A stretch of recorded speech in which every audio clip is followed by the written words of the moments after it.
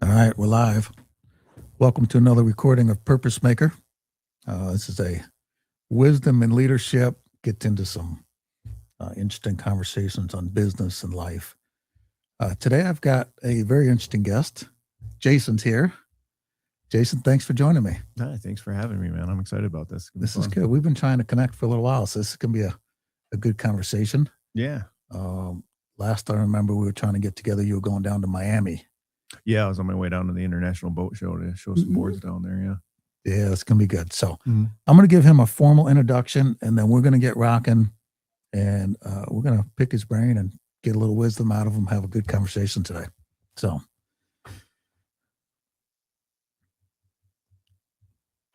all right.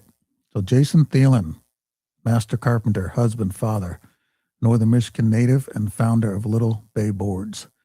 He's here in Petoskey, and most importantly, he's a Christian. Jason built his first wooden paddle board in 2012 for his daughter.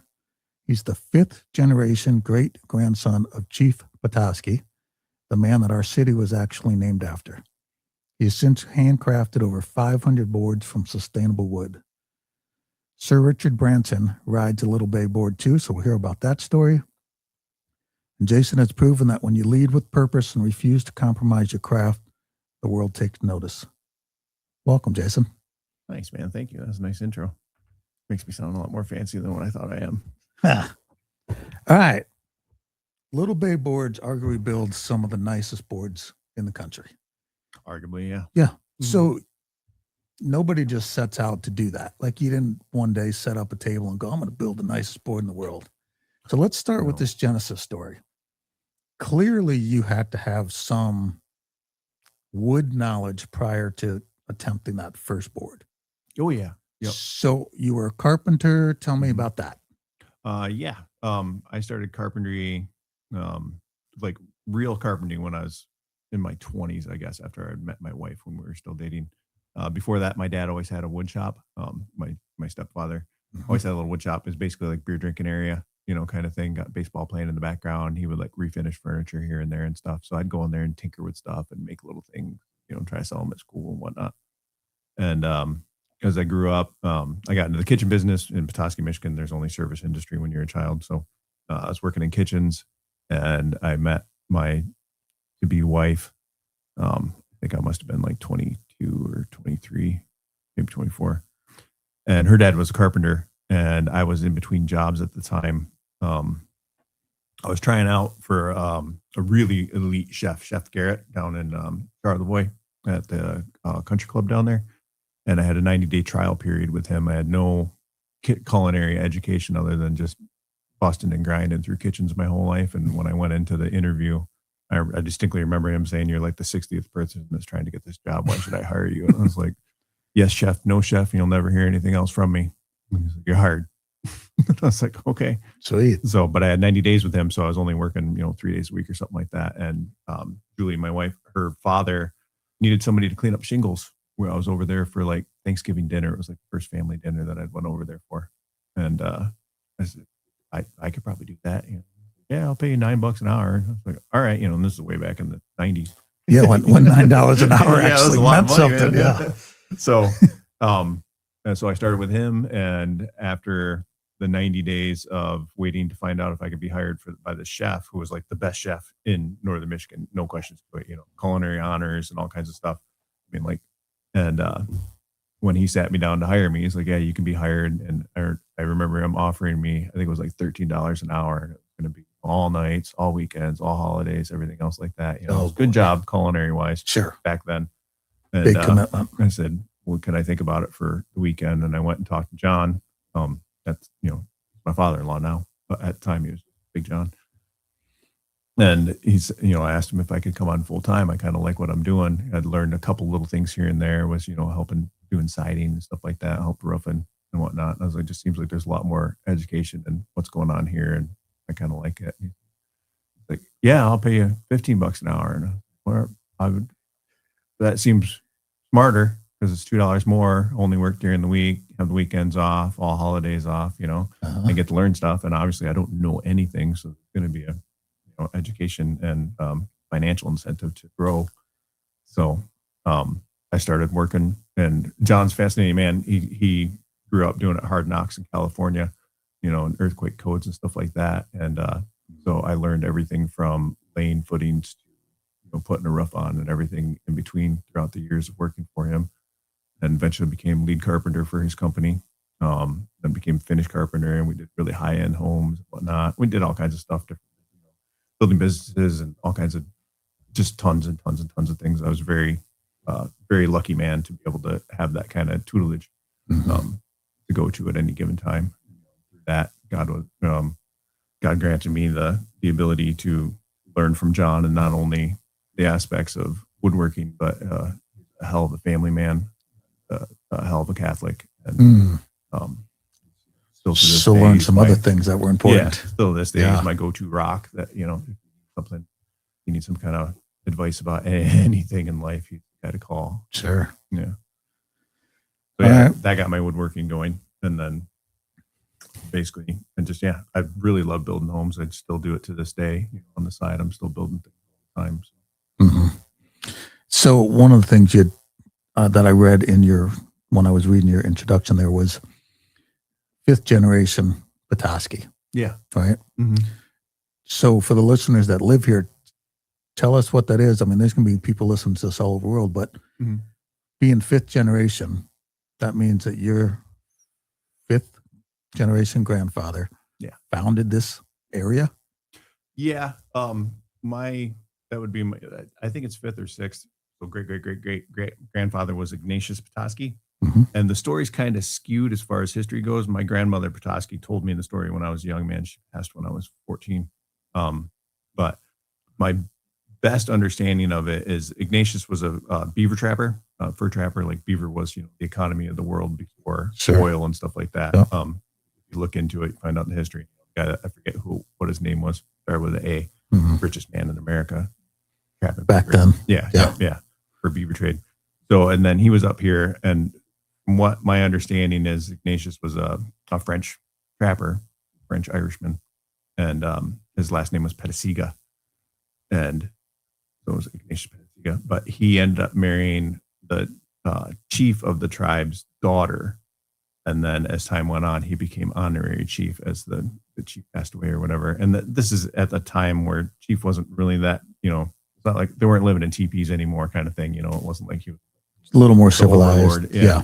It was a more civilized thing. So, and then he was just a major prominent person in this, small area that was becoming a logging industry and stuff like that, trapping, whatnot. So when they decided to name the town, they wanted to name it after him.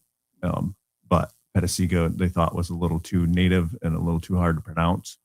They changed it to Petoskey so it could have the ski on the end because it sounded a little bit more Polish and better for tourism.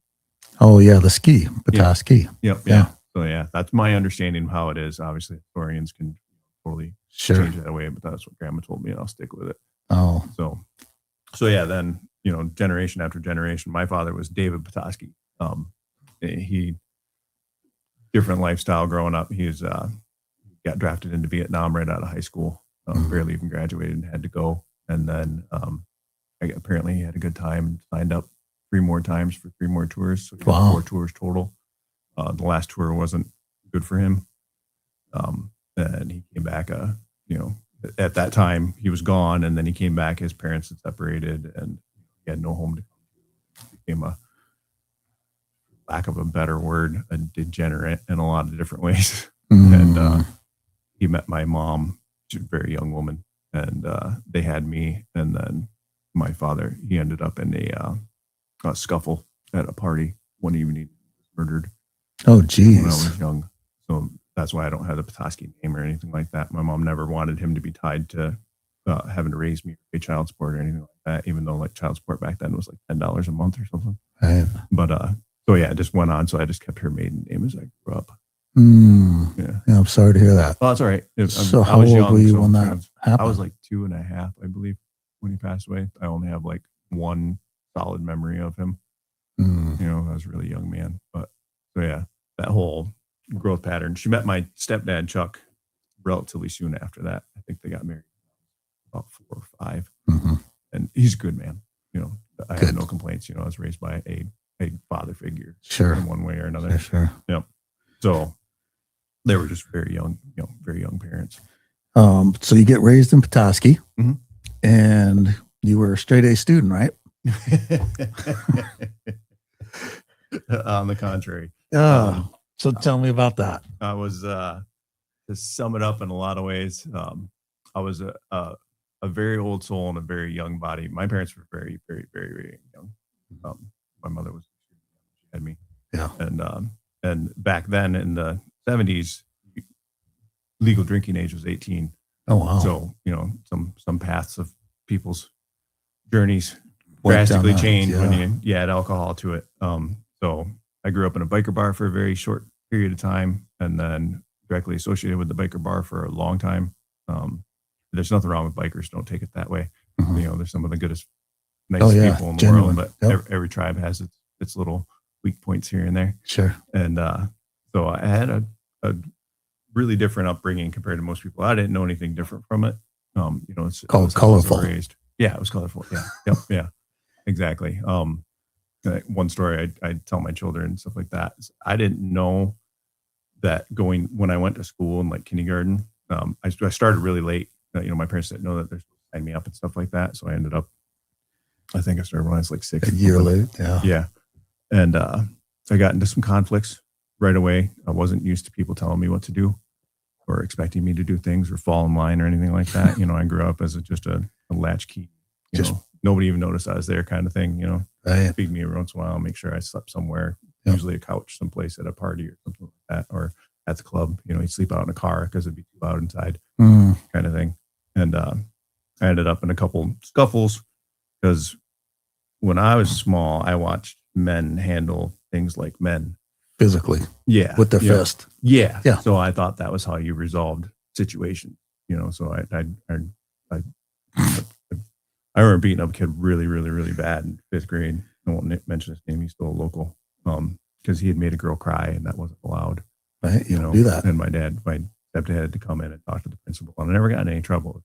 I just had to go back to class, but it broke his nose. Wow. Sprained his thumb, blood all the way down the hallway. It was terrible. So at some point I learned that's probably not how you're supposed to do things. But back then, boys fought. It's just the way it was, and that's how boys can, the pack wolf, whatever thing. Sure. But yeah, then I grew up, school wasn't good for me. I'm mostly dyslexic, I guess, self-diagnosed, never been really officially diagnosed, but I struggle with that a lot. Can read, not real well, like names and stuff like that. I just have to make up like a picture in my head because I can never pronounce them properly, especially certain books, have really weird names in them and whatnot. And ADHD, obviously I'm an artist, that kind of comes with the track of it all. So in like 9th grade, the faculty sat me down and explained to me that they had voted me most likely to end up in prison. And they were concerned about my well-being. And at that time, they had reasons for it. My parents were crazy, and we had a whole lot of stuff going on. Nothing, my parents were never bad to me. I had a roof over my head. Sure. But they just heard stories, party, that, and about it. But then they were right. I dropped out, I think, a week after that. Moved out of my parents' house when I was 15. 15 years old, you moving out of your parents? Yeah. There was a whole scenario there. Like I said, my childhood was really quite wild. And there was a point in their life where they were trying to restructure, and all of a sudden they decided that they wanted to become new parents. New people. My little sister was born, and they were trying to restructure some things. All of a sudden there was rules, and I wasn't going to play by those. I didn't have rules my whole life, and it's like, no, I got something else I want to do. I'll go do my own thing. Yep, yeah. So I left. That was really difficult. It's impossible to rent a place when you're 15 years old. What'd you do? Live with some friends? I couch hopped for a little bit, and then I kept applying to apartments, and I finally learned through just education of the conversations that I was having with people. So I found this one lady. She had a 3rd-story attic that had been redone, and it had a little tiny place up there. I love that place. Still love it to this day. I wish I could. Is it still in town? I think it's probably still a rental. It's probably a lot nicer these days. But so I went there and I explained to her. I was like, I understand their situation. I do have a will pay my rent. I can give you the first 6 months, and then I'll continue to pay rent monthly. So Sure. that you know that I'm okay. So if I ever walk away, you have 5 months of rent in your pocket at any given time. And she agreed to that. She understood what was going on at that point. So financially, she wasn't going to be hurt. I love that little place. It was like $275 a month. Or I love it. Yeah. Yeah. And then, I just structured my life and, like I said, worked in kitchens all the time and other, investment things that I was trying to do, and slowly grew up. Well, we have a neat little connection. I'm a big fan of art. I just think artists move at a different frequency, think differently. So I remember reading an article about you. I think that was the first time I called you up, and I came over and visited you when you were at your parents' garage. And I've seen every shop you've had since then. I know there was one previous to that, but the evolution of that process has been amazing. So talk about you start building that first board for your daughter. Yeah. Talk about when you said, all right, I want to start doing this. And I don't know if there was ever a definitive decision on it. That was 13 years ago. Back then paddleboarding was a really brand new thing, and there was only a couple companies that were making paddle boards. There was only like maybe 2 or 3 stores in Northern Michigan to possibly find one, and they were like $2,000 maybe, $2,000 or $3,000 for a decent looking cool one. Right. And wooden or no? No, you could get a laminated one that had like, I forget, Oana had one that had like bamboo on it or whatever. Was it like a foam? Yeah, foam core. Yeah. And so I was looking online, trying to find like maybe a used one, even though it was pretty new and stuff like that, but we couldn't afford one. But we really liked doing it. My brother-in-law had bought one when we were on vacation one time, and all the kids really liked it. I really enjoyed it quite a bit, being able to get out there and just be alone. There's something about being that far away from all humans and all society. Sure. Really struck me deeply. So I was just Googling around, trying to find something, if I could afford something used or something like that, maybe something broken, fix it or whatnot. And I found how to build your own wooden surfboard kit that you could purchase, or a booklet. And so I started studying into that and realized, well, the paddleboard's not any different than a surfboard except for volume. Is that length and size? Yeah. Yep. So I decided I would start with a small one for my daughter, Shawnee. At the time, she was 9. And it would be able to float her. She was or something, Yeah.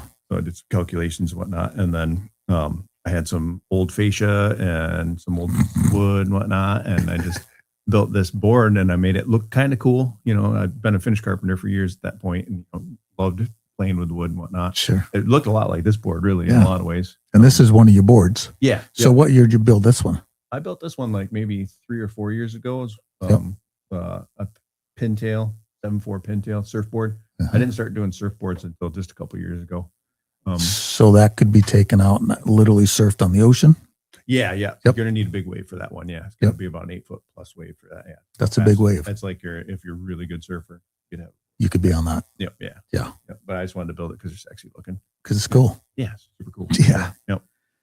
So that first board, and I built it, and it was just fun. It was an accomplishment. I'd made something that could float in water out of wood. It was eco-friendly, and I was kind of proud of that. That was part of my building career of homes. We built eco-friendly green homes for quite a while. My father-in-law John got a national award recognized for one of the most eco-friendly. It's called homes. Consciousness. Yeah. Being conscious of what we do with this world. Yep, absolutely. Yeah. You got to do that in a lot of ways. Yeah. So yes, you do. I'd always had that in my back pocket, so I thought that was kind of cool. But I built that first board, and that was it. No big deal. And then everywhere we took it, nobody would shut up about it. So I was constantly talking about, grocery stores, stoplights, at the beach, of course. Oh yeah. And it was I just did it for fun. And me and the wife were sitting there talking about it. She's like, maybe you could build one. We maybe sell it for like $400 or something. We have Christmas money this year. Oh, what a neat idea. Yeah, that'd be cool. Let's get some Christmas money. That's a good idea. So we did that, and then that perpetuated the next one and the next one. My sister-in-law, Amy, had reached out to a local store here, Lake Effect, Molly Kircher, had that little store, and talked to her a little bit about it. And Molly sponsored me for about a year, building some boards for her store, and then a fair amount of her friends. Nice. And whatnot. And during that time, technically didn't know what I was doing. I just only built one and then another one. Right. And So, in the spirit of true business, you say you can do it long before you ever know how to do it. Mhm. Then you learn how to do it. So I just kept learning and kept perfecting it more and more. And I'd reached out to Paul Jensen at the time, who invented the modern day hollow wooden surfboards, and talked to him back and forth. Like, he ignored me for the longest time, and I just kept reaching out over it. Just beat the door down. Yeah. He just, Yeah. Yes or no questions. And finally broke his shell. And we ended up becoming really good friends. I just talked to him 2 days ago. Talked through this whole career of mine. Mhm. And he helped educate me even more and more on things. Fascinated me, an unbelievable worker, and just spirit of a surfer whatsoever. He's done so many cool things. Mhm. So yeah, I built boards, and I just kept building them, and I always had one on order. And somebody helped me start a Facebook page. At that point, my wife named the company Little Bay Boards. I was going to call it like Mini Haha Boards or something like that. I don't remember, but She picked a fabulous name. She did. Yeah. We worked for a really long time talking about, different ideas and stuff, but way smarter than I am. So I always listen to her when it comes to certain things. I think that's true for all of us that get married. They're way smarter than us. Yeah. The gift of my wife is unquestionable to my success in every way whatsoever. All right. So the small garage, a couple 100 square feet. How big's the shop now? 10,000 square feet. Wow. That's a beautiful shop. Yeah. Thanks. Yeah. Yeah. And thanks for your help for the last guest, Keegan. Yeah. That was quite the fascinating story, man. I've turned a lot of people onto that one. Awesome. Well, thank you. And Jason stepped up to, Keegan had done some woodworking and boards for his healing. So I contacted you and said, hey, got an interesting podcast guest on, could you maybe spend an hour and show him some stuff? So I think that's in the books to do that. So I appreciate that. Thank you very much. Yeah, no problem. I'm more than happy. I love it when people come into the shop, man.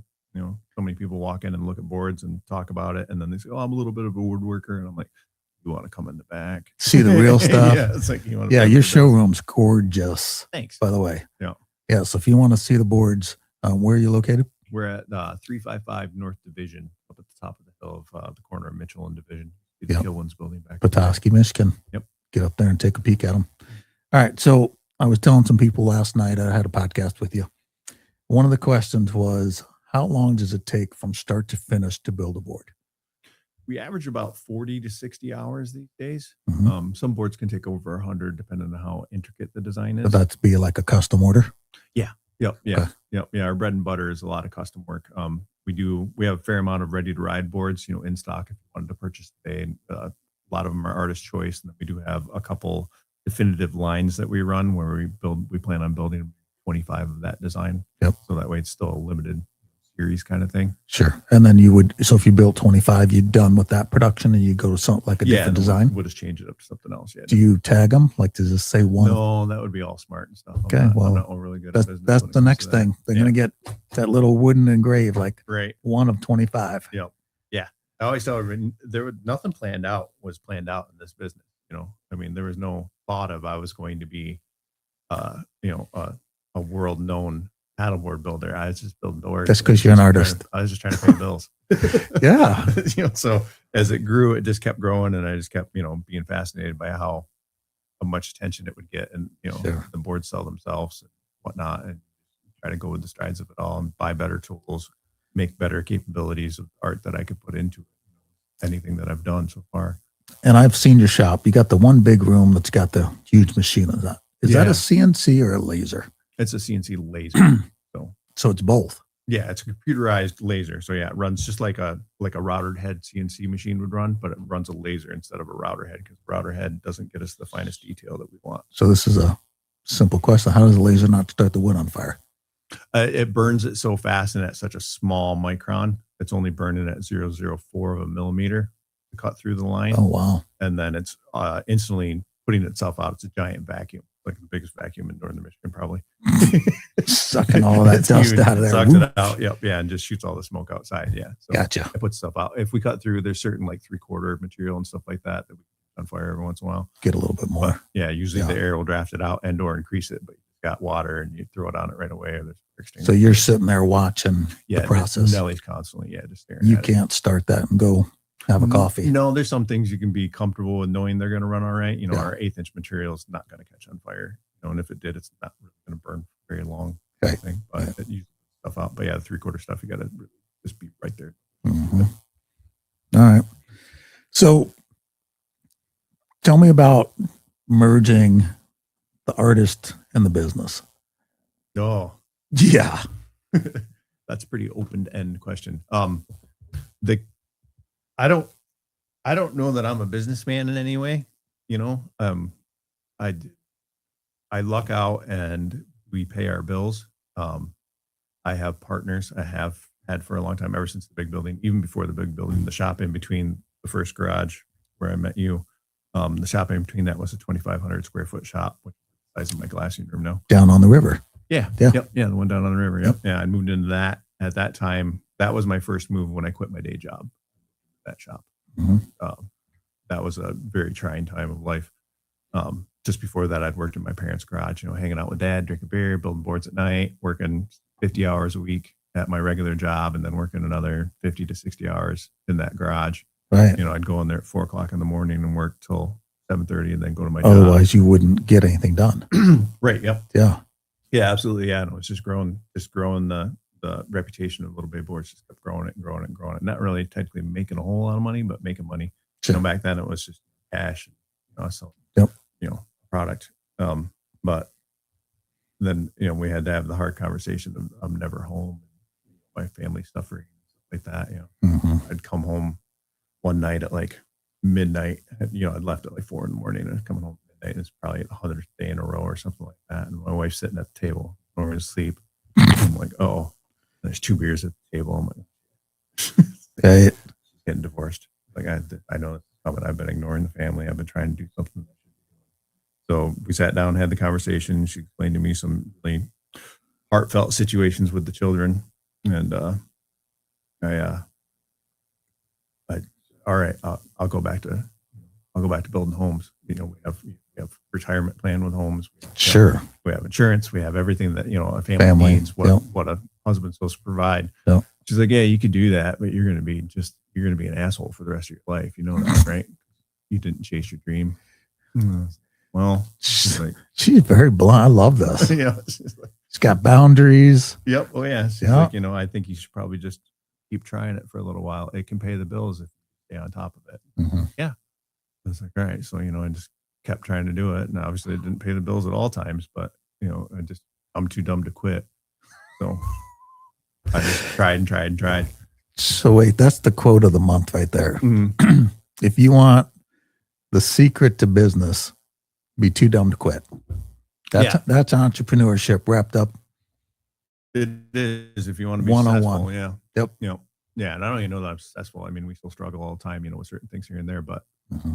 the constant reminder, and just had this conversation the other day where we're trying to expand our marketing, which I know very little about. I just built something cool, tell the world that I built something cool, and they come to us and buy it. Right. When you get into bigger business and you want to actually maybe cause a profit, you got to start. You have to market. Yeah, you got to market and everything like that. So yeah, talking about that kind of stuff is. So here's a little trick I learned about business. Everybody focuses on the service of the product. Mm. Basically, you have a marketing company that delivers a service or a product. So if you think about it that way, it starts to change. Yeah. You start thinking, I have to market. And market's basically just getting your story out is really what it comes down to. Yeah. Mm-hmm. So, yeah. You're going to do fabulous once the marketing starts. Maybe. Really picking up. Who knows? No. That's all just a people gamble. resonate with your stuff. Your stuff it's different. It is. I tried to make it different. Yeah. The whole structure of it, the whole idea of the boards, when I thought about making it a business, it was, you got to have 3 purposes to it. It's got to be the coolest thing that anybody's ever seen. It's got to be eco-friendly because it's better for the planet, which is a non-given. Yep. And coolest, prettiest, and the most cost-effective. I mean, as long-lasting as possible. The life-lasting boards, if you treat it like a paddle board, you'll give it to your children. Die. Right. Kind of thing like that. Yeah, like an heirloom piece. Yeah. So I just wanted to, in a competitive market of foam-dominated, throwaway world that we live in, the economy that we live in, yeah, I wanted something that just stood out no matter what. And then I started making them really cool looking. and beyond. Well, yeah, there's an emotional component. Yeah. To these people are viscerally changed when they stand in when they're looking at these things. Yeah. Mm-hmm. All right. So going down to the Miami Boat Show is a marketing trip. Yeah. Tell me about that. How crazy is that show? It was crazy. Miami's its own little world. I'm a small little country bumpkin. I don't like cities in any way whatsoever, but you got to suffer through it and do it. It's all shows are shows. I sell a huge product. So just taking it down there, I knew that there's going to be a mass amount of people there, and it's a good spot to be. Right. One of the most effective ways of marketing is go to where there's a lot of people. Let them see your product. What do you do? Bring the biggest boards, like 14, 16 footers, and just stand them straight up? All of them were the 10 footers that we had.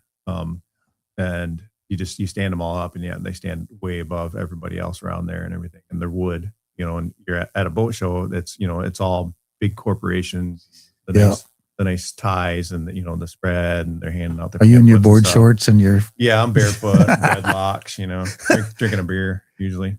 Perfect. Just hanging out and being, I'm just an artist. It's like, I'm just showing you what I make. That's all there is to it. And you're lucky enough to find me.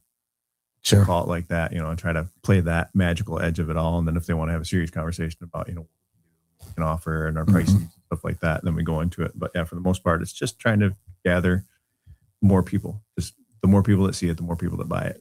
So that puts an image in my head. Obviously, we've got a big boating market up here in northern Michigan, and we've got some gorgeous boats. Making some type of a hanger where you take a picture of one of your boards hanging off at the side of a yacht. Yeah. And that's like your marketing. Yep. Totally. Yeah. Oh. Yeah. We've been talking about that. In the Miami Boat Show, we met some yacht management companies, and we've been kind of talking back and forth with them. They're down in the Virgin Islands. So eventually we'll hopefully grow into something like that and get more yacht owners, clientele that we'd like to be around. Yeah, because a lot of people would pull that off of their yacht and go explore little islands and coves. And yeah, we're building one right now for a gentleman. He's buying it for his wife, and it's her dinghy to get off the sailboat and onto the island kind of thing. Sailing around the world. So wow, that's neat. Yeah, fun. What's the board that you've put the most into? The most of you. The most of me, Everboard. Yeah, Everboard's my baby. I bet. Every single one. I bet. Most is it hard to sell them when that happens? I know that they're going someplace. Their whole birth was to go someplace else. So yeah. So basically, you just adopt things out. Yeah, off they go. Yeah, you should do that. There should be adoption papers. That'd be hilarious. I promise to take care of this. Call this number if you ever want to get rid of this baby. Right. Yeah. I don't know. I've always challenged myself from the very first board to the one I'm working on right now, and just try to be better than the next one, they're all, I feel like I've kind of capped out at times, but then all of a sudden I come up with a crazy idea, the lightest thing that's ever been made, it's got to be the most authentic. Cocapelli right now is my shining light in my showroom right now, and that's a completely frameless board, and the light shines through the whole board because it's hollow. Oh, that's got to be beautiful. It's beautiful. It is amazing. And as soon as that one sells, I have the next one in my brain, which is a really, really cool design. So I'm excited about building that one coming up next. That'll be like a $10,000 or $15,000 board. Yeah. I don't know if this is buildable, but it makes me think. Excuse me. I've been in some of those, like, I don't know if it's glass or plastic canoes where you can see right through them. Yeah. It'd be amazing to build one that literally had a viewing window so you could see the fish. Yeah, there'd probably be a way of doing that. I've helped design a board one time. Paul Jensen ended up building it for this gentleman, a photographer for Nokia, whatever. Where it had an area that you could pull out, and you could either put glass in it so you could see down, so you could take pictures of fish, or you could pull it all the way out and he could put his body down in the middle of it to get up close to waterfowl and stuff like that. Oh, interesting. So yeah, that one was pretty good. I helped with the design. Paul ended up building it for him. Was it a paddleboard? Yeah, it was paddleboard. Yeah, complete with like attachable tunes and stuff like that. So real stable. Yeah, and then it had like a carved out area where you could put a cooler, a Yeti cooler at the time, so he could keep all of his camera equipment He's in there. going out all day. Sealed out. Oh yeah. Yeah. He was a big time photographer. Yeah. Big time. How neat. So yeah, our glassing structure makes it's not completely transparent. It's translucent. So Sure. light can come through it, but the glass Can't kind of fades see it out it. a little bit. Yeah. Yeah. Often. Well, that's one of the next challenges, to build a board you can see through and go over the coral reefs and be like, look, man. Yeah. There's a lot of more education coming to that as far as glasses. Yeah. I don't have to, all this stuff that I got into Mm-hmm. building boards. I didn't realize that I was going to be so scientific about everything, but I'm one of those people that you can't just tell that that's why you do it. I have to know Yeah, I get why why it's done that way. It's what made me such a good builder for homes and stuff like that. I had to learn why you do it. Yeah, very curious. You can't just tell me that's how it's done. Right. Same problem I had in school. Don't just tell me why. You can't just tell me. Yeah, give me the details. I need to know exactly why. Same with religion and stuff like that. Yeah, there's some deep questions there. So speaking of that, just from what you were describing in your upbringing, it doesn't sound like your upbringing was in the church. No, Nope. not at all. And you definitely identify as a Christian now. How did that process happen? The And grace of a good woman. how much has it saved your life? It inevitably saved everything. Yeah. It changed my whole pathway, my whole reason for logic, my whole purpose, everything. As mentioned in my childhood and stuff like that, my teenage and 20s were a really deplorable aspect of how humans should act. I went with the tide of things. I had the wrong friends, the wrong groups, doing the wrong things at all times. I was good at it too. Well, I was professional at doing that. real good at it. Yeah. Yeah. Yeah. And just got by the skin of my teeth, not going to prison multiple times. Almost been shot at, stabbed. Have been in just terrible situations. Yep. Somehow I made it through all that. Met Julie. Didn't stand a chance with her. Way out of my league in every aspect whatsoever. But I was persistent as a bugger, and eventually broke the ice, and we became friends. And that was it. We were friends for 6 months, 9 months, like that. And then eventually that moved into a relationship. And then, like I said, I started working for her father while we were dating. And I remember sitting with him one day, and I don't know, I was overly upset about something. At that time, when I'd met her, I'd quit doing all the things that I'd done as a younger man and was trying to change my life, and she'd seen that. But even if you change all your atmosphere, you still have you inside of you. I had a lot of hate, a lot of anger. I spent all my life being mad that my father was killed. I had vengeance to kill the murderer. Lots of things there. And I distinctly remember sitting in my father-in-law. We were building his office in his barn. They just bought some property. Ended up being a vineyard now. And we were building this little office for company meetings, stuff like that. And working in there with him at the time. And we're talking about whatever. And we got a little deep into those subjects, and my childhood and some of the hate that I've harnessed most of my life. Carried in your heart. Yeah. And he explained to me, and the thoughts of religion, sometimes you leave things to God, and God's the ultimate judge of everything. There's nothing I can do as a human to judge somebody that is going to make a difference. God will take care of it, and have that understanding of allowing him to love you so that you can love him back, knowing that he's going to take care of it, hit me real hard. At that time in my life, it was something that I needed more than anything, was the ability to forgive my past, everybody in my past, not just the murder of my father, my parents, the way I was raised, my hatred of lots of things. And it still to this day is something that I look at. I wake up every morning and remember that God is there to take care of those problems for me.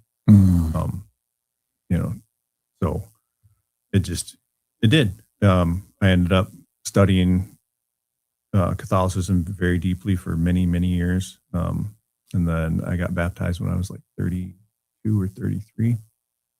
Finally, after like 2 years of RCIA, because I couldn't do just 1 year, because you can't just tell me that's how it's done. Mhm. I have to understand it fully, kind of thing. And then yeah, from there, I just I try to be I'm terrible Catholic. I try to be as Catholic as I can be, but I'm never going to be that good at it. Just like, fatherhood, I'm best of a father as I can be, but I'm not the best ever, Mhm. Or husband or anything else. Ability of being a human.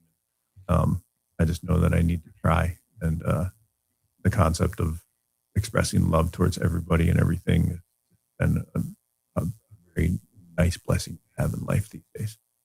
Nice. What a testimony. Yeah, thank you. Yeah. And for a lady to not be afraid to speak to that. Mm.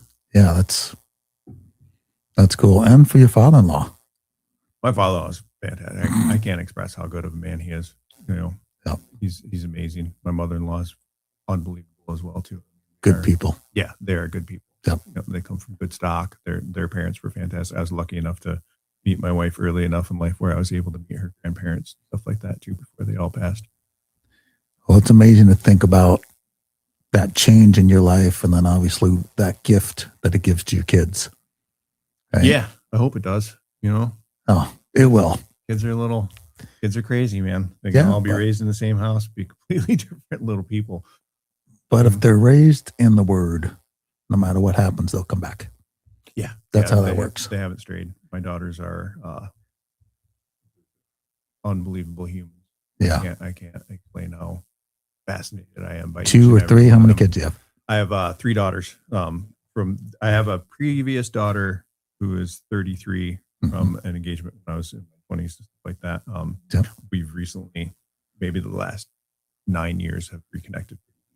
That's got to be a great feeling. Know each other, yeah, fantastic. That was definitely a struggle in life to get that all figured out, and that happened. She was a teenager when I found out about her. So, but yeah, we've had a really nice connection since then. So I have Shawnee, Lila, and Nora. So 22, going to be 16, and just turned 10. Awesome. Little girls. I have 3 daughters too. So. Yeah. They're fascinating. I'm surrounded by women my whole life. Great. Both of us. But they are amazing. To no credit to me, I swear to God, they got everything off their mom. Obviously, I'm never home anyways. I'm working all the time as it is. I thought we fixed that issue when your wife sat you down. Nope. I started Little Bay Boards, and for maybe 2 years, I'd economically worked it where I was only working like maybe 32 hours a week, and we were having the time of our life. And then I incorporated everything and had to learn how to pay taxes. Realize that you don't actually taxes are something else, man. Yeah. You don't realize people. Yeah, non-business owners are not going to understand this, but business owners can pay more in taxes a month than you pay on your mortgage. Yeah. Like some people don't understand how much that is. Right. That's a lot of money. Oh yeah, I never understood any of that, but yeah, at one point, for some reason, I thought that I was supposed to legalize stuff, make it bigger, and got a website and all that stuff, and growth of the company, and then that made a big difference. And then as years go on, economy is awful. Things just cost so much, especially trying to raise children the right way. I'm really bad about spoiling my children. They don't express themselves as spoiled in any way whatsoever, but I refuse to tell them no for a lot of things, which is a struggle. All right, let's practice. No. I grew up with nothing and nobody, right. And I want them to be able to have those things. And I'm not talking like Jesus. Like that. I'm talking about within reason experiences. Yeah. Taking them places, traveling, doing some fun stuff, things, experiencing the world, going, getting educated, going to concerts, going to theater. Just, I don't want them to go without. I went without my whole life. I don't want them to go without. So I'll kill myself to make sure that they have everything. Sure. So that has structured my life to the last 5 years. I'm still working 120 hours. Jeez. Yeah, easily. I work at Little Bay Boards all day long, usually 12 hours a day. And then I leave, and I've been doing a museum project for the last 5 years. Before that, I was always doing some kind of side project too. But a gentleman I know is building a car museum, and I have the talent, and know how to build some of those. To build it out. Yeah, build some of those finish things. it. So I help with build like a diner and a general store, and do some finish work and miscellaneous different things for them throughout all the time. So Mhm. constantly working. And then plus I'm still doing side jobs all the time too. Building tables for restaurants and all kinds of stuff. Just don't forget, your presence is the most important thing to those girls. I wake them up every morning and spend breakfast with them and take them to school. And then the next day, breakfast again. And then Saturday evenings I have off, and Sunday is God's day. We go to church. Beautiful. Try to spend family time together the best that we can. And then obviously there's lots of vacations. I do have lots of days off. Yeah. And I pick them up. Take them boarding and Yeah. Yeah. And we good go stuff. camping, and we have long weekends quite a bit too. So I'm not just nonstop all the time working, but there's stretches where it's pretty rough. But it's also a blessing to be able to work. So, thinking about your girls, what would be some of the best advice you could give them if they're going to listen to this podcast? You'd say, ladies, this is how you should live. You should be curious, creative, forgive often. What do you leave them with? I don't know. I'd hope from my example of how I've structured my life in my later adulthood. I don't know if it's necessarily advice as much as it is just one of the better pathways of life is to understand how to love everybody. Everybody in the world that you meet, you're going to learn something off of, be it good or be it bad. They're going to be an example, something you don't want to do or something you want to do. Mm-hmm. Nobody is to be judged. God will take care of that part of it. And every single moment is a blessing, no matter if it's a bad moment or a good moment. Bad moments are just as important as good moments. Mm. I recently read a thing that's really impacted me in the last couple of days. I think I read it last week. Like that. If everybody in the world was to take all their problems and put it in the hat, including you, would you reach back in the hat? Grab someone else's problem? Yeah. Right. I probably would not reach in the hat. Either. Yeah. Problems ain't bad. Yeah. Out there that are a lot worse. Still got to get through them. We'll have them. Oh yeah, totally. Yeah. Yeah. Yeah. That was Theo Vaughn just had a podcast a little while ago, and he mentioned in the book of John in the Bible, when they're at the pool and Jesus goes up and is talking to the leper, and he asks him, "Do you want to be healed?" Before he heals him. Mm-hmm. Sitting on that question, do you want to be healed from your problem, your identity, who you are, what you've been your whole life? Do you want to be healed from that? Sure. Does that change your story? What is your story now? So kind of reaching back in that hat to pull out your different problems. Give up any of my problems. That's the centerpiece to a lot of the stuff we teach. Yeah, if you grab that triangle and I put it right there, that identity portion of life is enormous. Mm-hmm. And this is constantly changing, right? Like who Jason is today and who Michael is today is totally different than what it was 10 years ago. Yeah. The nonstop education that's something I expressed to my workers and everybody I'm around. I wish I knew everything, but I'm also happy that I don't know everything. Every day is education. Every person you meet, every conversation you have, you learn from everything, even at, my adolescent age of 51. Well, here's one of the gifts I was going to give you today. This is called Life's Golden Ticket. Oh, yeah? Yeah. This is something that we created for some of the leadership stuff we do. Oh, nice. So you can see on there the L.I.F.E, the life. Mm-hmm. You can only lead from your life. Right. You can't lead from someone else's life. But yeah. I'm so scared to be a leader, man. That's so I've never been able to comprehend the concept of that. Wait. Here's the daily reminder. Your life is someone else's leadership lesson. Live it on purpose. So you are a leader. I want to be. scared to be. I don't want to be the example that somebody should be following. I don't know what the You- hell I'm doing. You are. Yeah, but how? I don't know what I'm doing. So I don't think anybody knows what they're doing. Let's Right. just get this. I understand. Let's that just part say too. that out loud, right? Yeah. You've got to be bold enough to try, Mhm. smart enough to learn. And you've got these things, but your life is an example. And your kids are looking at you, and you are a leader. You're a leader of your family. Mhm. So leadership doesn't mean you got to be on a stage talking to 5,000 people about this. Right. We lead from where we are, right? And so your leadership is very important, and the way you live and what you're explaining to me Yeah.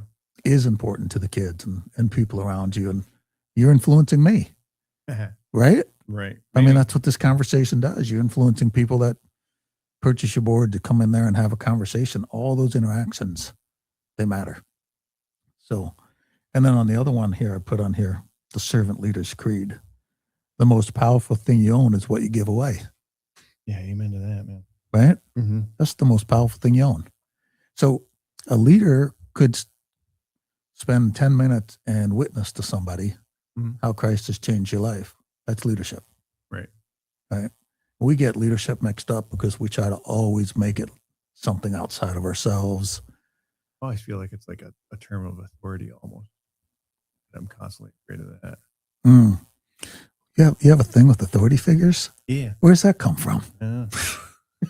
Had that my whole life. Yeah, no, I don't think it. I can definitely see what you mean It's a. by that. I don't feel. I'm an overly confident man in a lot of ways. I spout my horn a little too much, and I need to be more humble a lot of times when it comes to like board building or woodworking or certain things like that. I don't know that I'm a master at anything. Everybody calls me a master board builder and a master carpenter. Just tell them you're a master student. I am. That's it. all I am. 'Cause Yeah. I'm always constantly learning. There's no such everybody's thing like, as you an want to teach a expert. class about board building? It's like, no, I don't think I know everything. No boards in the world. Mhm. I don't know that I know everything. I just do my best Sure. at all times. I've never hit a plateau of, oh yeah, I can tell everybody. Well, I'm the authority figure. I'm not. I have no idea what I'm doing. No. Most of the time, I'm too stupid to give up. It's the only reason why it turns out so good. and it keeps getting better every year. And the same thing with kids. They come to you with deep, meaningful questions, and the only thing I can do is say, in my experience, this is what I would say. I don't know if that's right. I tell them It's that the every only time. thing I you don't can. know what's right. It's the only thing you can say. Yeah. That's what the life stands for. You Mhm. can lead from your life. Right. Your labor, your influence, your finances, and your expertise. Right. That's the core that we can give back. Yeah. And take your father-in-law talking to you in the office while you guys are building out. Yeah. That's leadership. He is a leader. I can see him as a leader. He is a leader. He's led crews. He's led church things. He presents himself as alpha, can take care of a situation. Do you have employees? Yeah. You're a leader. Yeah. No. Yep. Yeah. No. I don't have to talk to them. Well, why I yeah, have because you them. hired some really capable, intelligent people. Well, as time went on, I ended up with the blessing of the two people that I have, Nellie and Clarky, are Yeah. beyond. Incredibly talented. They're unbelievably perfect employees. Yeah, they are the best of the best. Literally, I really don't even need to be at my company anymore. They can take care of every other part of it.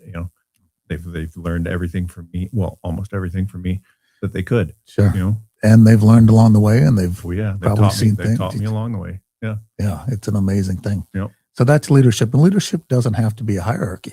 Yeah. You don't have to be above people to lead. Maybe I just put it in the wrong category. Oh. I put it in an authority thing. I just always thought of it that way. I don't want to be. I never wanted to be anybody's boss. I always tell them that all the time. I'm not the boss. I invented this so you can ask me questions on it, but I might not have the answer. Well, is your plan to keep growing the business? Like, would you have to bring more people on? No, I don't plan on growing it. I did that a couple investors ago. We did that format of going to market with them, having wholesale and everything like that. And I think we had 11 employees at the time. That was no fun. No, No. it it was a good personal challenge for me to be able to create production and SOPs and a structuring. What's and an training, SOP? systems of processing. Yep. From beginning to end, kind of like the booklet of how to do everything. It Yeah. includes everything. You're in the hired. business. Read this booklet. Get Yeah. up to speed. Yeah. Yeah. Create the booklets, then educate them, on hand and stuff like that. Train somebody, watch them train somebody. It was cool. It was neat to do that. And it was neat to take what I had done by hand in a garage and put it into a facility with tools and stuff like And that. out And the window goes the artwork. yeah, to the most part, I kept the art as best I could, which made a really difficult Sure. marketing plan. It's really hard to, offer. Duplicate art. Well, it's hard to offer 100 different products rather than if you keep it in small batches like we do nowadays. We do 25 of these, get the same picture and stuff like that, and so you can market those. Mhm. But that was good as far as my structuring of production. I learned how to produce really Streamline it. fast and streamline it and make Yeah. it really, really, really smooth. I always tell everybody I'm lazy by trade, so I try to make everything as easy as possible.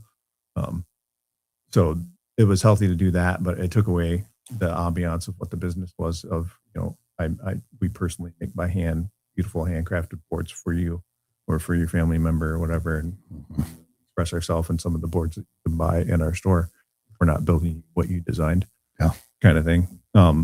So as for the future of Little Babe boards, I don't want to grow it into that kind of aspect anymore. We were able to downsize from that during a divorce of business. I've had multiples of those with partners. That's tough. Yeah, it sucks. Me not being a businessman, when I was approached by these brothers that, brought me in and showed my name in lights and we'll invest millions of dollars into you and we're going to go global with this and everything else. Sounded kind of cool. It did sound cool. I was Yeah. like, what do I have to do? And they're like, you just have to build boards. Okay, I can do Oh that. yeah, it sounds Yep. like Yeah. incredible. No problem. So that's what I did. Until you can't build them fast enough to do millions. I built them more than fast enough. I built too many and nobody else took care of any marketing or sales or anything like that. Oh, And wow. So I had to reach out. And That's inverse of what I thought would happen. Yeah. So yeah, I had to, in the middle of all that, Nellie was with me at the time. She was with me since the little garage. So we had to learn sales and wholesale and stuff like that and make it happen because nobody else was making it happen. How many boards did you have? We had like 120 boards and stuff, and, That's a lot of product. yeah. Yeah. So that came to a head of me just constantly asking, what are you going to do with all these boards? When are you going to hire a marketing person? When are you going to hire a salesperson? Where's sales coming? No, just, keep building boards. We'll take care of it. We'll take care of it. Eventually it's like, the overhead's too high. And I was like, well, yeah, the overhead's been extremely high. We have a bunch of employees and all we've been doing is building product that gets stacked That's in a not tower selling. in the back. Yeah. We were selling the whole time, but not, At the volume. we were selling the way that Jason has always sold. Yeah. Put it on Facebook and somebody will come buy it, so Sure. you're selling 5 a month when you're building 26 a month. Yeah. So that one came to a head and it came down, crashed, fire and flames, had to fire everybody. Awful experience. Had to fire my own daughter. So you never want to do that ever in your life. It's the worst experience in the world. It was tough. Still to this day, every time I think about it, it's like, why did I put my kid in a situation where I had to fire her? Mhm. It sucked. But I had to let everybody go.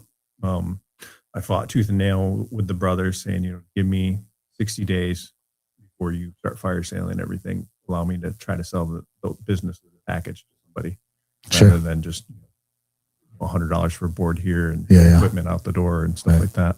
And in 37 days, I was able to find an investor that was willing to save me. Mhm. And then he came on. He's a gentleman that I'm building the museum for still.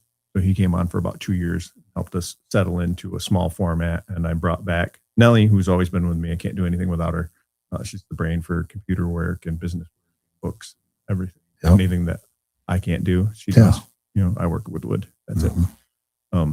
And then Clarky was a kid that I'd hired when we had all those employees. I knew his mom. I went to school with his mom and hired him to sweep, clean, do little things here and there. And throughout the, year and a half, it was, help this guy out with that. And he started doing it better, and he was always first one to work, last one there, always working late, always, showing up early.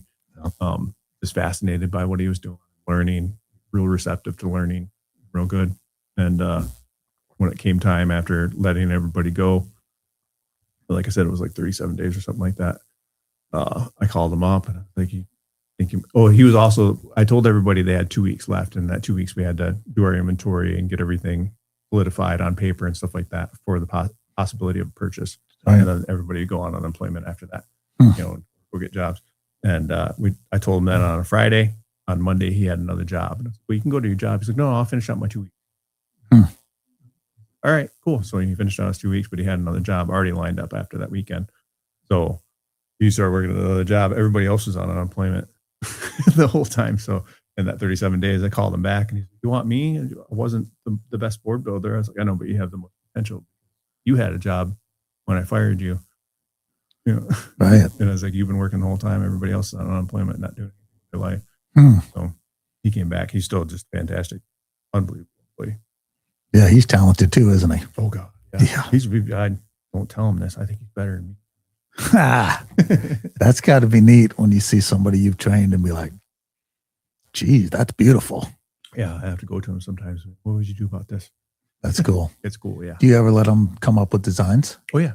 Yeah, because basically you're leveraging someone else's brain now. Yeah. Like, yeah, hey. He comes up with all kinds of designs. Some of our most popular sellers are his and you're designs. like, go with it. Yep. Yeah. I usually primarily just take care of working with customers and custom work, designing that stuff out, but I'll get it to a certain point and then I just hand it to him. Here, it's all yours now. He loves it, huh? Yeah. And he builds whatever he wants. And Ellie comes up with the designs. Everybody does their own thing. Like I said, I don't have to talk to him. I really don't feel like I need to be there most of the time. Yeah. What a neat way to get to that point. It's unbelievable. Yep. Yeah. So the biggest thing is, that's what I was talking about when we were talking to that marketer and we are trying to explain, pathways and where you want to go with companies, stuff like that. And I was like, when I was a little garage builder so many years ago and trying to figure out what it was I was going to do to be able to make just a little extra money, maybe have enough money to make a payment on a car or something like that. My wife and I shared a car at the time. And then to be where I'm at now, where we have us 3 employees handsomely paid with benefits and healthcare in a building that we'd love to go to. Lights are always on. That building's always gorgeous. taken care of. Yeah. It's gorgeous. Yeah. I'm allowed to do things that we're in a financial situation with our partnership that we have now. That like, the backlot just came to me a little while ago. I just posted on it last night. They have, their bar was all messed up. They have an outside bar and it gets messed up from the weather and everything, and the manager came over and he said, hey, you know how to do stuff that can last outside? And it's like, yeah. He's like, I got this bar. Can you fix it? I was looking at it. I was like, I can't, it costs more to fix what you have here than it would to build a new rebuild one, it. Yeah. And he's like, well, we have a small budget. It's like, I understand your business. I totally understand that. It's like, what's the cap of it? And it's really pennies, really, in all honesty. Like, well, with that, you give me that. Am I allowed to do what I want? Does it say little bay boards across it? No, it doesn't. No. That would be awesome. I wouldn't be that obnoxious. Marketing. No, not that It's got your obnoxious logo at all. right there. But he's like, yeah. Don't make it gaudy. And I was like, oh, no. No, You see everything it's around you? beautiful. No, I trust you. So having that freedom to be able to express myself in art and do something that is beyond the budget of what they had in any way whatsoever, but build something that's I feel it's a monument. It's just a bar. You should stamp your little logo in the corner. I probably won't. No, I haven't yet. It's almost done now. But it's just cool. And it'll be, hopefully I'll make an arrangement with them to have a thing in the back if anybody asks about it. Like who built it? Yep. Yeah. You can just hand them a card. Well, it was years ago you came over and did the swim platform on our wakeboard boat. Yeah. Yep. Yeah. Yeah. Didn't make any money off of that either because I was learning. You were learning. Yep. Didn't know. That thing was gorgeous, though. That was teak. Yeah. So that was kind of one of those ones where you have to refinish it every year. It never looked good. Right. And then we burned that big W on there, which obviously was a W for our last name, but then it also matched the boat because it was called a wake setter. So it was kind of perfect. Yeah.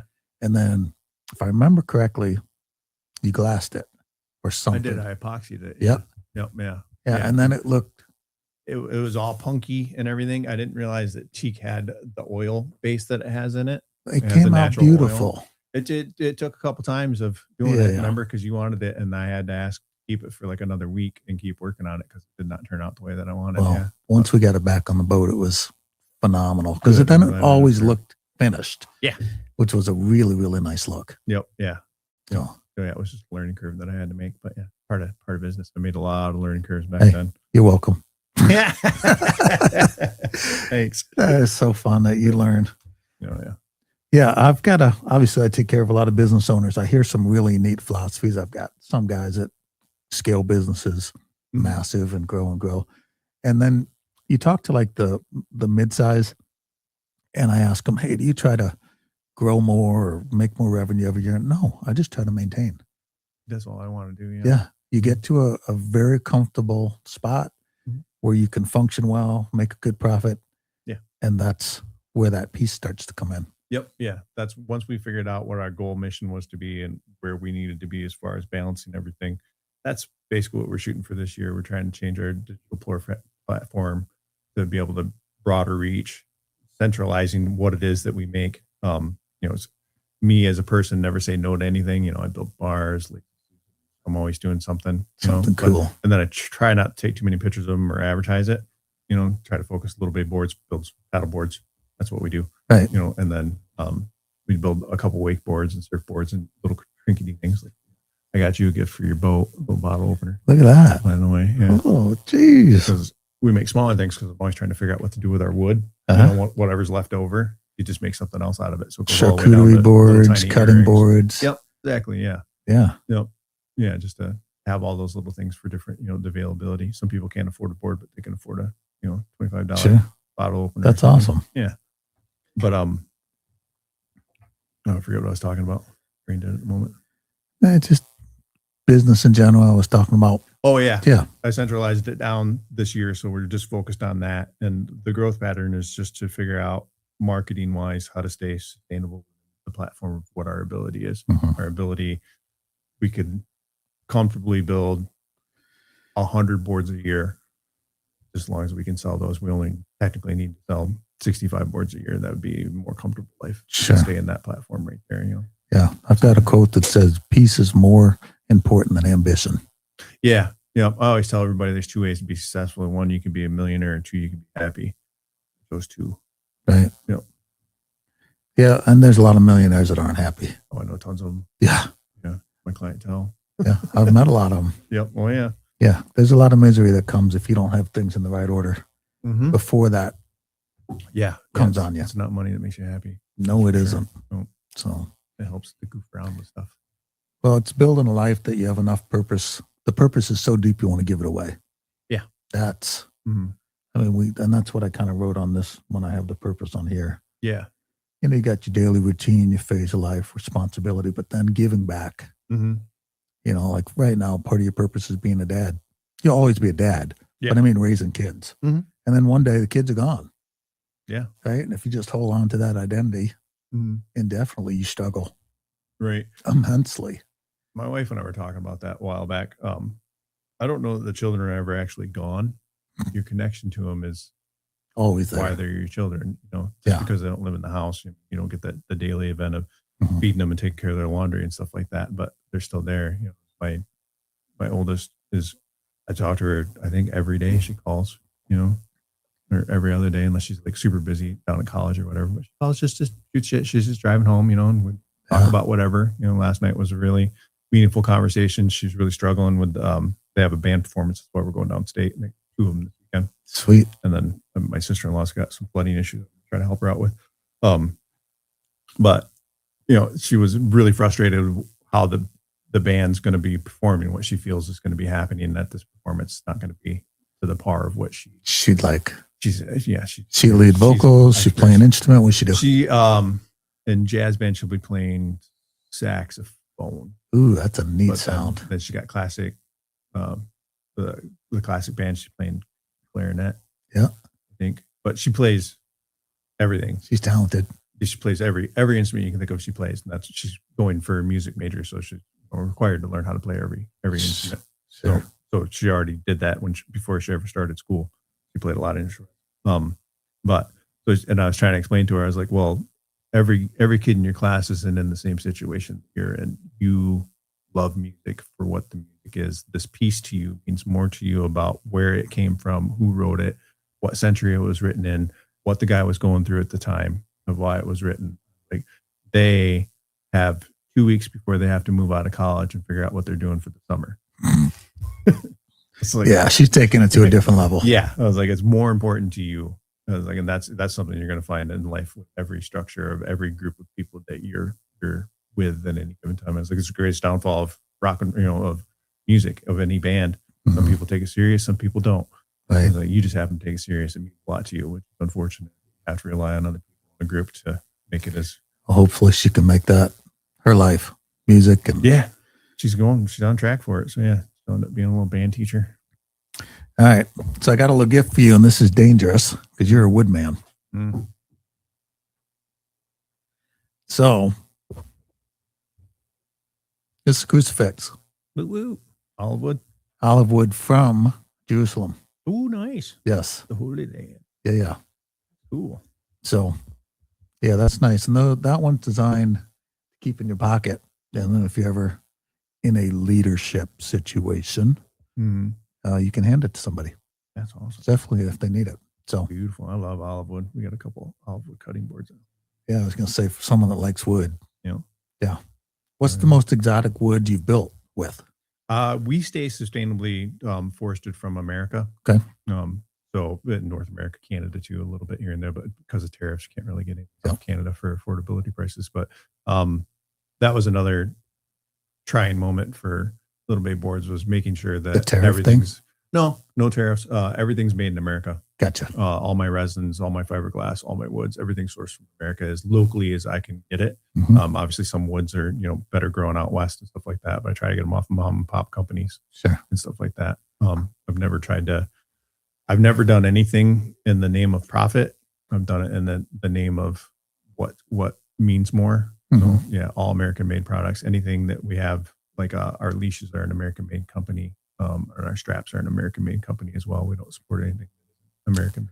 So what's the lightest wood? Is it pine or cedar? Yeah. Is that whole board cedar? Yeah, it's white cedar, red cedar. The really white wood is Colorado aspen. And we use that for accents on things because it's just a really cool way to inlay stuff. And you can tell this is all reused, but it's got wormholes and stuff in it. It's beautiful. Yeah, that was like old fascia or something like that at one time in its life. And then we have like old redwood. Redwood's really, really light too. We had a gentleman, Stephen Cross, he's a local lawyer. He was remodeling his house. I believe it was either his wife's parents' house or his parents' house growing up or something like that. But they had to tear out this wall, and he was like, "Yeah, we're just going to paint all over it, but we decided we'd take it all out. And I think this is kind of cool wood. You might like it." And I went over and looked at it. I was like, "Oh yeah, I'll help you tear it off, man." I was like, "I'll take that for sure." Reuse it. Yep. Yeah. So yeah, I've been using that in a lot of different boards lately, but I have a big pile of it reserved specially for him for his dining room table. To the point of fun. Telling me when he wants his table kind of thing. So yeah. Very creative, neat way to do it. Yeah. I got a gift for you too. Oh. I don't know how much of a reader you are, but this book was gifted to me a while back. I'm not a huge reader, as I told you before. I'm dyslexic, so I have to make up all the names in there because I can't pronounce them in my head because I can't fully read them. But I found it was like I'm going to take some more time off work because I got to get back to the book kind of thing. Do you want me to open it now? You can open it whenever you want. It's not a big deal. Yeah, right. It was just an impactful book for me. I just really enjoyed reading it. And I'm going to save it then. The person that gave it to me said the exact same thing to me. He's like, "Dude, I found myself taking time off of work to read this. Read it. Yeah, that's a powerful statement. Story. Yeah, it's just. And I love to read. Oh, good, great. So thank you. Hopefully, you haven't already read it. Yeah, I'll open it up and we'll definitely do that. So, Jason, I want to thank you for your time. Thanks for having me, man. That's a good one. You got a lot of wisdom. No, I don't know about that. Questioning it all every day. You're quite the leader. You're just doing that poke now. No, your story is so fascinating. Your art's incredible. Yeah, so if someone hears this and wants to reach out to you, how do they get in touch with you? What's the best way? You can find any contact information on our website at littlebayboards.com. Our email, phone numbers on there, all the above. Nice. We have all the socials. You can follow on that. You can directly reach out on that. We are a very small company, so it's me that answers everything. Okay. Sometimes I'll put the links on the bottom of these too, so people can click them and get there. You can simply just write down Little Bay Boards. It'll pop up all over Google. Luckily, we've been in business long enough to have that kind of SEO package showing up. Yeah, it shows up. You get several pages of different articles and stuff like that have been written and stories and whatnot. Yeah. And obviously, listen to the Purpose Maker podcast. So you can find us at purposemaker.com. I do a lot of writing. So newsletter is the main way that I communicate with listeners and readers. And then obviously this podcast. So Yeah. follow us where you can. Thanks for being here. And Jason, you have a great weekend. Thanks, man.